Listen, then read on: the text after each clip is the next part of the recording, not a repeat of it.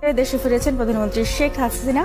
কিছুক্ষণ আগে বাংলাদেশ এয়ারলাইন্সের একটি ফ্লাইটে তিনি অবতরণ করেন শাহজালাল আন্তর্জাতিক বিমানবন্দরে। আমরা যে হাত দিয়ে জাতির পিতার ওই ছবি নিয়ে তারা ভেঙেছে, তাদের যা উপযুক্ত করা উচিত সেটা করতে হবে। শেখ হাসিনা এবং শেখ রেহানা ভারত থেকে বাংলাদেশে চলে এসেছে। আওয়ামী লীগের সকল নেতাকর্মীরা যারা দেশে আছে তারা শেখ হাসিনা এবং শেখ রেহানাকে নিয়ে গোপালগঞ্জের দিকে রওনা হচ্ছে। এই স্বৈরাচারী হাসিনা যদি আবারও কখনো ক্ষমতায় আসে তাহলে বাংলার মানুষকে একেবারে শেষ করে দিবে। আমাদের ও ভাই রে ভাই, বাংলাদেশের রাজনীতিতে আবারও সৃষ্টি হয়েছে নতুন আলোড়ন। দেশের সর্বোচ্চ রাজনৈতিক কার্যক্রমে আবারও সাবেক প্রধানমন্ত্রী শেখ হাসিনাকে ফিরিয়ে আনার বিষয়ে ইঙ্গিতপূর্ণ বক্তব্য দিয়েছেন বর্তমান প্রধানমন্ত্রী তারেক রহমান। এমন মন্তব্য ঘিরে রাজনৈতিক মহলে চলছে তীব্র আলোচনা ও বিশ্লেষণ। আমাদেরকেও তিনি নির্দেশনা দিয়েছেন যে আমরাও যেন সব তার সঙ্গে একসঙ্গে আমরা যারা এখানে অবস্থান করছি আমরা যেন দেশে ফিরে যাই। একটা সুনামি আসতে যাচ্ছে বাংলাদেশে। মৃত্যুদণ্ডের রায় হয়ে আছে পলাতক প্রধানমন্ত্রী শেখ হাসিনার। তো মৃত্যুদণ্ডের সাজা মাথায় নিয়ে বাংলাদেশে ঢোকার মতন দুঃসাহস দেখাতে যাচ্ছে। সম্মানিত দর্শক, এই মাত্র পাওয়া কিছু গুরুত্বপূর্ণ আপডেট ভিডিও নিয়ে আপনাদের মাঝে হাজির হয়েছি। যে ভিডিওগুলা ইতিমধ্যে সামাজিক যোগাযোগ মাধ্যমে ব্যাপক ভাইরাল হয়েছে, নেট দুনিয়ায় তুলফা সৃষ্টি করে দিয়েছে, নেটে জ্বরের গতিতে ভাইরাল হচ্ছে। সেই ভাইরাল কিছু টপিক একত্রিত করে আপনাদের মাঝে নিয়ে আসলাম। দর্শক, ভিডিওর শুরুতেই ভিডিওর বিশেষ কিছু অংশ থেকে আশা করি আপনারা বুঝতে পেরেছেন যে আজকের এই ভিডিওটি কতটুকু গুরুত্বপূর্ণ হতে চলেছে এবং আমরা কোন বিষয়গুলো নিয়ে আলোচনা করব। দর্শক, চলুন ভিডিওতে আমরা একে একে সেই ভাইরাল টপিকগুলো বিস্তারিত দেখে আসি। ভিডিওটি অবশ্যই শুরু থেকে শেষ পর্যন্ত দেখার অনুরোধ রইল। চ্যানেলে যদি নতুন দর্শক হয়ে থাকেন অবশ্যই চ্যানেলটিকে সাবস্ক্রাইব করে রাখবেন পরবর্তী ভিডিওর জন্য। একটি লাইক করে দেখতে থাকুন সম্পূর্ণ ভিডিওটি।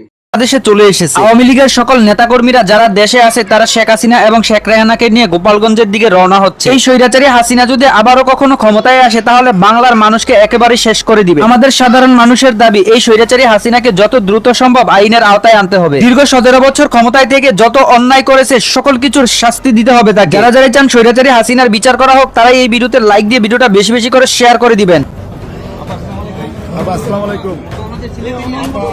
ও ভাই রে ভাই, বাংলাদেশের রাজনীতিতে আবারও সৃষ্টি হয়েছে নতুন আলোড়ন। দেশের সর্বোচ্চ রাজনৈতিক কার্যক্রমে আবারও সাবেক প্রধানমন্ত্রী শেখ হাসিনাকে ফিরিয়ে আনার বিষয়ে ইঙ্গিতপূর্ণ বক্তব্য দিয়েছেন বর্তমান প্রধানমন্ত্রী তারেক রহমান। এমন মন্তব্য ঘিরে রাজনৈতিক মহলে চলছে তীব্র আলোচনা ও বিশ্লেষণ। জয় বাংলা জয় মানবতা এই বার্তাকে সামনে রেখে দেওয়া বক্তব্যে কেউ দেখছেন উদার রাজনৈতিক দৃষ্টিভঙ্গির নিদর্শন, আবার কেউ বলছেন এটি সময় উপযোগী কৌশলগত অবস্থান। ক্ষমতার রাজনীতিতে যেখানে প্রতিশোধ, প্রতিহিংসা ও প্রতিদ্বন্দ্বিতায় মুখ্য হয়ে ওঠে সেখানে মানবতা ও জাতীয় ঐক্যের ভাষা নিঃসন্দেহে ব্যতিক্রমী। রাজনৈতিক বিশ্লেষকদের মতে এই বক্তব্য শুধু একটি মন্তব্য নয়, এটি ভবিষ্যৎ রাজনীতির সম্ভাব্য দিক নির্দেশনা। একজন সাবেক প্রধানমন্ত্রীকে রাষ্ট্রীয় মর্যাদায় ফিরিয়ে আনার প্রসঙ্গ বাংলাদেশের রাজনৈতিক ইতিহাসে এক নতুন অধ্যায় সূচনা করতে পারে। এদিকে সাধারণ মানুষের একটি বড় অংশ এই বক্তব্যকে ইতিবাচক হিসেবে দেখছেন। তাদের মতে প্রতিহিংসার রাজনীতি নয়, দেশের প্রয়োজন স্থিতিশীলতা, সহনশীলতা ও মানবিক নেতৃত্ব। এই জায়গা থেকে এই জয় বাংলা জয় মানবতা শব্দটি নতুন করে গুরুত্ব পাচ্ছে। আমি তো ফিরে আসবোই ইনশাল্লাহ। আমার মৃত্যুদণ্ড দিয়েছে, আমি পড়া করি না, আমি আসবো, সময় হলে আসবো। তবে তার আগে এতদিন তারেক জিয়া, খালেদা জিয়া, তাদের অত নাম শুনেছেন আপনারা, তাদের আমলটা একটু দেখেন, কারণ না দেখা পর্যন্ত তো আপনারা বুঝবেন না। যেমন ইনুস সম্পর্কে যখন আমি কিছু বলতাম তখন বিশ্বাস করতে চাইতো না। 2018 সাল থেকে সে চক্রান্ত করে যাচ্ছে। 2007 সালে নিজে দল করার চেষ্টা করেছে। 2011 সাল থেকে তার চেষ্টাই ছিল কিভাবে আমাকে ক্ষমতাচ্যুত করবে বা হত্যা করবে। 24-এ এসে পেরেছে। সে 11 সাল থেকে যেটা চেষ্টা 24-এ এসে করতে পারলো। তারপর যখন বেঁচে আছি ইনশাল্লাহ একদিন বাংলাদেশে আসবো, বাংলাদেশের মানুষের জন্য ঠিকই আবার আমরা উন্নত জীবন দিতে পারবো, এ বিশ্বাস আমার। বিদেশে নির্বাসনে থাকার চেয়ে দেশের জেলে থাকা ভালো, এটাই এখন মনে করছেন সাবেক প্রধানমন্ত্রী শেখ হাসিনা। দেশে ফেরার নির্দিষ্ট সময়ও ঘোষণা করেছেন তিনি। জানিয়েছেন ডিসেম্বরের মধ্যেই তিনি এবং তার দলের নেতারা বাংলাদেশে ফিরবেন। বিশ্বখ্যাত মার্কিন গণমাধ্যম রয়টার্সকে দেয়া সাক্ষাৎকারে তিনি বলেন, দেশে ফিরলে তারা আমাকে গ্রেফতার করতে পারে, এমনকি মেরেও ফেলতে পারে, তবুও আমাকে যেতে হবে। হাসিনার ফেরা নিয়ে অনেকগুলো প্রশ্ন এরই মধ্যে উঠেছে। প্রথমত, যেখানে তার বিরুদ্ধে মৃত্যুদণ্ডের রায় রয়েছে সেখানে তিনি কেন স্বেচ্ছায় জেলের পথ বেছে নিচ্ছেন? তিনি কি কোনো ইঙ্গিত পেয়েছেন? কয়েকদিন ধরে বাতাসে ভেসে বেড়াচ্ছিল তলে তলে আওয়ামী লীগের সাথে বিএনপির আলোচনা চলছে। সেটি কি সত্যি? ব্রিক্স সম্মেলন, তারেক রহমানের দিল্লি সফরের সাথে এর কি কোনো সম্পর্ক আছে?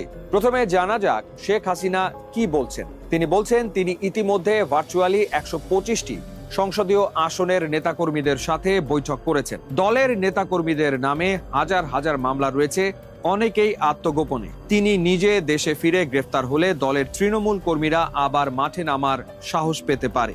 দ্বিতীয়ত, তিনি বলেছেন আওয়ামী লীগের রাজনৈতিক কার্যক্রম বর্তমানে নিষিদ্ধ। শেখ হাসিনা এই সিদ্ধান্তকে চ্যালেঞ্জ করতে চান। তিনি চান দল যেন আগামী নির্বাচনে অংশ নেওয়ার সুযোগ পায়। দলের নেতাকর্মীরা দেশে না থাকায় কেউ আদালতে গিয়েও নিষেধাজ্ঞার বিরুদ্ধে চ্যালেঞ্জও করতে পারছে না। শেখ হাসিনা এটি করতে চান। তৃতীয় বিষয়টি শেখ হাসিনা না বললেও বোঝা যায়, তা হলো ভারত শেখ হাসিনাকে রাখতে চায় না। তারা বাংলাদেশের নতুন সরকারকে বোঝাতে চায় তারা আন্তরিক, কারণ বাংলাদেশের কাছেও তাদের কিছু চাওয়া আছে। ট্রান্সশিপমেন্টের বিষয়গুলো জরুরি। তিস্তা মহাপরিকল্পনা নিয়েও তারা বাংলাদেশের কাছে দেন দরবার করতে চায়। মোংলা বন্দর নিয়ে দেন দরবার করতে চায়।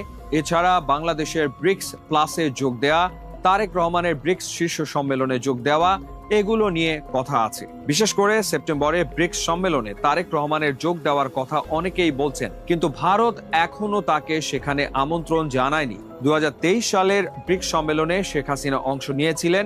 এবারে যদি তারেক রহমান যেতে না পারেন তাহলে কূটনৈতিক মহলে নেগেটিভ বার্তা যাবে।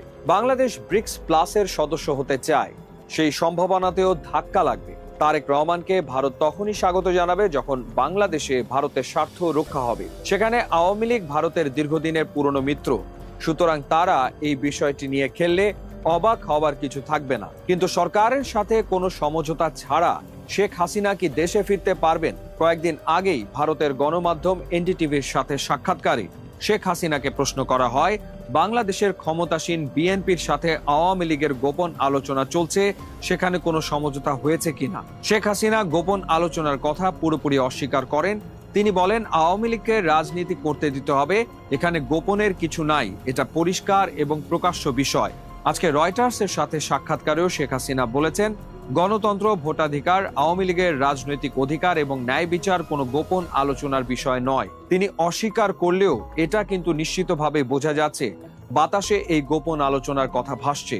আর ঠিক সেই সময়ই শেখ হাসিনা আবারও দেশে ফেরার কথা বললেন এবং সোজা সাপটা জানিয়ে দিলেন দেশে ফিরে আদালতেই মোকাবেলা করবেন তিনি। তবে সবচেয়ে বড় যে প্রশ্নটি তা হলো হাসিনা এলে কি হবে। রয়টার্সের প্রতিবেদন অনুযায়ী শেখ হাসিনা বলেছেন তিনি কোর্টে যাবেন। এই মৃত্যুদণ্ডের রায় যে প্রহসন, এটা তিনি প্রমাণ করে দেবেন। আইনি প্রক্রিয়ার মুখোমুখি হয়েই তিনি দেশের মানুষের সামনে নিজের অবস্থান পরিষ্কার করবেন।